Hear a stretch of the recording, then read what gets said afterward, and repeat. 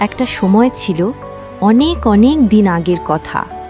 এই পৃথিবীর ওপারে মেঘ আর রংধনুর মাঝে লুকিয়েছিল এক জাদুর রাজ্য, পরী রাজ্য।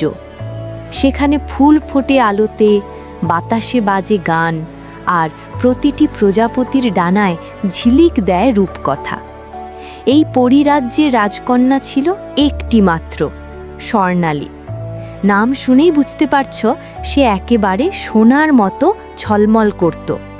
তার ডানাগুলো ছিল যেন সূর্যের আলো ছুঁয়ে বানানো, আর তার গায়ের রং ঠিক যেন গলিত সোনার মতো চকচক করত। সব পরীরা তাকে ভীষণ ভালোবাসত। পরী রানী মানে স্বর্ণালীর মা প্রায়ই বলতেন, আমার সোনার মতো কন্যা কোথায়, কোথায় আমার স্বর্ণালী, আমার পরী রাজ্যের গর্ব, আমার রূপের আশীর্বাদ। স্বর্ণালী সত্যিই সবার আদরের ছিল, কিন্তু ধীরে ধীরে সেই ভালোবাসাই তার হৃদয় এক অদৃষ্ট আগুন জ্বালিয়ে দেয়, অহংকারের আগুন। একদিন পরী রানী ঘরে বসে চিন্তায় ডুবেছিলেন। তিনি বলেন, মায়াপরী, আমার স্বর্ণালীকে সকাল থেকে দেখছি না, ও কোথায় গেল বলো তো? মায়াপরী হেসে বলল, পরী রানী, আপনি চিন্তা করবেন না, রাজকন্যা এখন খুব দুষ্টু হয়েছে। সকাল থেকে প্রজাপতিদের পিছু পিছু ঘুরছে, কখনো ফুলের মুকুট বানাচ্ছে, কখনো ঝিলমিল রোদে লুকোচুরি খেলছে। রানী একটু হেসে বললেন, আচ্ছা তাই? তবু যাও তো, ওকে নিয়ে এসো, আজ অনেক কথা বলার আছে আমার।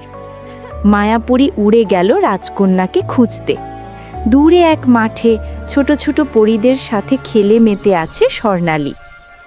রাজকন্যা, মায়াপরী বলল, চলুন, রানী আপনার অপেক্ষায় আছেন। স্বর্ণালী মুখ ফুলিয়ে বলল, আহা, এখনই কেন যেতে হবে? আমরা তো লুকোচুরি খেলছিলাম। রাজকন্যা, চলুন, রানী রেগে গেলে আমাকেই বকা খেতে হবে, বলল মায়াপরী। ঠিক আছে, স্বর্ণালী গম্ভীর মুখে বলল, কিন্তু আমি বলছি, পরের বার আমি লুকোচুরিতে চোর হব না। আমি রাজকন্যা, আমার মতো পরীর কি সেটা মানায়? এই কথায় অন্য পরীরা একে অপরের দিকে তাকিয়ে অবাক হয়ে গেল। একসময়ের মিষ্টি রাজকন্যা আজ যেন একটু বদলে গেছে। মায়াপরীর মন খারাপ হয়ে গেল। সে ভাবল, এ কি বলছে ও? রাজকন্যা অহংকারী হয়ে যাচ্ছে নাকি? স্বর্ণালী দিন দিন আরও সুন্দর হতে লাগলো, আর সেই সঙ্গে বেড়ে উঠল তার গর্বও। যে রাজকন্যা একসময় ফুলকে জড়িয়ে ধরত, আজ সে নিজেকে ফুলের থেকেও সুন্দর ভাবত। একদিন পরীরা ঠিক করল, তারা সবাই মিলে যাবে রংধনু ঝর্ণায়। সেই ঝর্ণা নাকি এত সুন্দর, তার পাশে দাঁড়ালেই মনে হয় রংধনু নেমে এসেছে পৃথিবীতে। সব পরী আনন্দে চিৎকার করে উঠল, চলো চলো, রংধনু ঝর্ণায় যাব। কিন্তু স্বর্ণালী বলল, না, আমি যাচ্ছি না। শুনেছি সেখানে এক কুৎসিত সাধু থাকে, তার মেজাজ খুব খারাপ, আমি যাব না। তবু সবাই ওকে রাজি করালো। শেষে রাজকন্যা একটু ভেবে বলল, ঠিক আছে, কিন্তু আমি যাই বলেই যাব, তোমরা আমায় বাধ্য করতে পারবে না। সব পরীরা একসাথে উড়ে গেল রংধনু ঝর্ণার দিকে। ঝর্ণার পানি সূর্যের আলোয় রং বদলাচ্ছে, লাল, কমলা, নীল, সবুজ, যেন স্বপ্নের জগৎ। এক পরী হেসে বলল, স্বর্ণালী, দেখুন না, কি সুন্দর এই ঝর্ণা। স্বর্ণালী ঠোঁট বাঁকিয়ে বলল, সুন্দর? আমার থেকেও সুন্দর নাকি? সব পরী চুপ। একটি পরী মৃদু হেসে বলল, না না, তেমন না রাজকন্যা, কিন্তু রংধনু ফুলটা দেখুন না, সেটাও তো খুব সুন্দর। এই কথাই স্বর্ণালীর চোখ লাল হয়ে গেল। তোর সাহস কেমন করে হয় আমাকে বাদ দিয়ে অন্য কিছু সুন্দর বলার? সে রেগে গিয়ে তার জাদু ছুঁড়ে দিল সেই ছোট পরীর ওপর। চোখের পলকে পরীটি পরিণত হলো ছোট্ট এক ছাগলে। সব পরী চিৎকার করে উঠল, রাজকন্যা, আপনি এটা কি করলেন? স্বর্ণালী হেসে বলল, এটাই শাস্তি আমার থেকে সুন্দর বলার। পরীরা ভয়ে চুপ করে গেল। তারা ঝর্ণার কাছে গিয়ে হাসতে খেলতে শুরু করলো। তাদের হাসির শব্দে দূরের পাহাড় কেঁপে উঠল। কিন্তু সেই শব্দে বিরক্ত হলেন সেই কুৎসিত সাধু। সাধু ধ্যান ভেঙে উঠে দাঁড়ালেন। তার চোখে আগুন, কণ্ঠে বজ্রের মতো গর্জন। কে আমার ধ্যান ভাঙল? স্বর্ণালী মুচকি হেসে বলল, ওহে সাধু বাবা, এত রাগ কিসের? তুমি তো এমনিতেই কুৎসিত। তোমার রূপ দেখলে তো রংধনু ঝর্ণাও মলিন হয়ে যাবে। সাধু রাগে কাঁপতে লাগলেন। তুই রাজকন্যা বলেই ভাবছিস সব কিছু করতে পারবি? তোর রূপের অহংকারই তোকে শেষ করে দেবে। হা হা হা, স্বর্ণালী হাসল। আমি স্বর্ণালী, পৃথিবীর সবচেয়ে সুন্দরী পরী। আমার কিছুই হবে না। সেই মুহূর্তে সাধু বললেন, তোর অহংকারই তোর শাস্তি হবে। আমি তোকে অভিশাপ দিচ্ছি। তুই একা হয়ে যাবি। তোর সোনার ডানা ছাই হয়ে যাবে। তোর রূপ মুছে যাবে। আর তুই কুৎসিত এক সাধারণ মেয়ে হয়ে জন্ম নিবি। এক মুহূর্তে ঝলসে উঠল আগুনের আলো, আর স্বর্ণালী চিৎকার করে উঠল। যখন আলো মিলিয়ে গেল, সেখানে আর কোনো পরী ছিল না। ছিল শুধু এক সাধারণ মেয়ে, যার ডানাও নেই, ঝলকও নেই। স্বর্ণালী কাঁদতে লাগল। আমাকে মাফ করে দিন সাধু বাবা, আমি ভুল করেছি। কিন্তু সাধু বললেন না কিছুই। তিনি চোখ বন্ধ করে চলে গেলেন। পরীরা তাকে চিনল না, কেউ তার কথা বিশ্বাস করল না। সে কাঁদল, চিৎকার করল, তবু কেউ ফিরে তাকালো না। দিন গেল, মাস গেল, বছর গেল।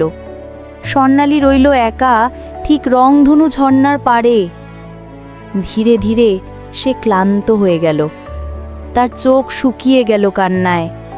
সে বলল, আমি আর রূপ চাই না, আমি আর শক্তি চাই না।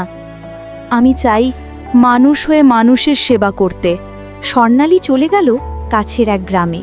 সেখানে সে একটুখানি কুঁড়েঘর বানালো। দিনে মাঠে কাজ করত, রাতে অসুস্থ বৃদ্ধদের ও শিশুদের দেখাশোনা করত। নিজে না খেয়ে অন্যদের খেতে দিত। মানুষ তাকে ভালোবাসতে শুরু করল। কেউ জানতো না সে কে, কিন্তু সবাই বলতো, ওই মেয়েটা, ওর মনে যেন আলো জ্বলে। এইভাবেই কেটে গেল অনেক বছর। এক রাতে ঘুম থেকে জেগে দেখে দরজার সামনে দাঁড়িয়ে আছেন সেই সাধু। সাধু দাদা, আপনি? হ্যাঁ, আমি এসেছি। তোর পরিবর্তন দেখে আমি খুশি হয়েছি, তাই 3টে প্রশ্ন করব তোর কাছে। স্বর্ণালী মাথা নিচু করে বলল, জানতে চাই বাবা। প্রথম প্রশ্ন, তুই কি চাস আগের মতো রূপ ফিরে পেতে? দ্বিতীয়, তুই কি চাস আগের শক্তি, রাজ্য আর ডানা ফিরে পেতে? তৃতীয়, তুই কি চাস ভেতর থেকে সোনার মতো খাঁটি হতে? স্বর্ণালী মৃদু হাসল, চোখে জল। না বাবা, আমি বুঝেছি এখন। বাইরের রূপ একদিন হারিয়ে যায়, কিন্তু ভেতরের সৌন্দর্য চিরদিন থাকে। আমি চাই আমি যেন ভেতর থেকে খাঁটি হতে পারি, সোনার মতো। সাধু হাসলেন, তুই তো ইতিমধ্যেই ভেতর থেকে সোনা হয়ে গেছিস। অনুশোচনার আগুনে তুই নিজের মনকে পরিশুদ্ধ করে ফেলেছিস, তাই আজ তুই মুক্ত সব অভিশাপ থেকে। সেই মুহূর্তে এক সোনালি আলো ঝলসে উঠল। স্বর্ণালীর দেহ থেকে ছড়িয়ে পড়ল দীপ্তি। তার পিঠে ফিরে এলো সোনার ডানা, চোখে জ্বলে উঠল আলো, মুখে হাসি।